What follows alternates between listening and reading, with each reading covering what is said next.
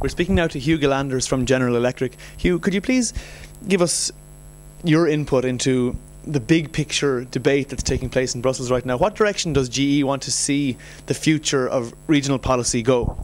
Well, I think regional policy is obviously really important. We see it as kind of the Marshall Plan, as it were, in terms of the next stage of renewal and development.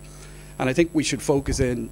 Obviously, basic infrastructure is important, but I think what we need to do is to focus in on areas which will invest to allow us to grow, solve some of the bigger issues like climate change, upgrade health, greater accessibility by using newer technologies to achieve that. So it's very much about looking at a longer term view in terms of how we invest rather than short term. Do you think that some of the priorities outlined by the EU 2020 strategy reflect where regional policy priorities should go also?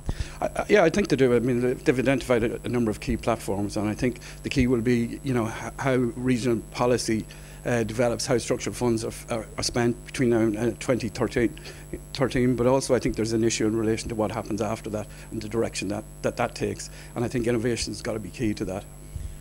What do you think the EU is doing wrong in terms of innovation at the moment, and what should we be working into these big picture strategies like EU 2020 in order to get our house in order?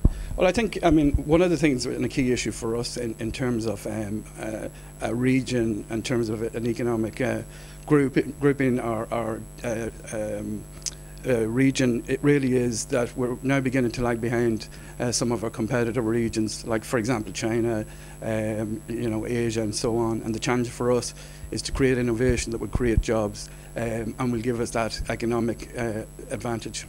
Where are we weak on innovation in Europe? What do we need to strengthen in terms of policy, let's say, in order to get where we want to be?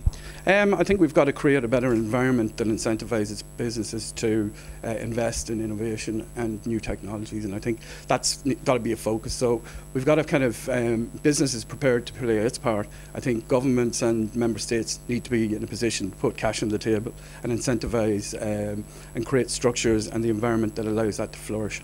What about the green agenda? GE is investing heavily in renewable energies and green tech and that kind of thing. Do you think that enough is being done on that level?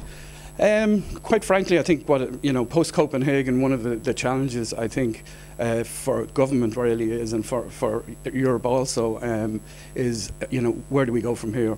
Business prepared to do its part. We've been for 5 years. 2005 we launched Eco-Imagination, which is our commitment in relation to greening our products, greening our business, and that's been successful for us.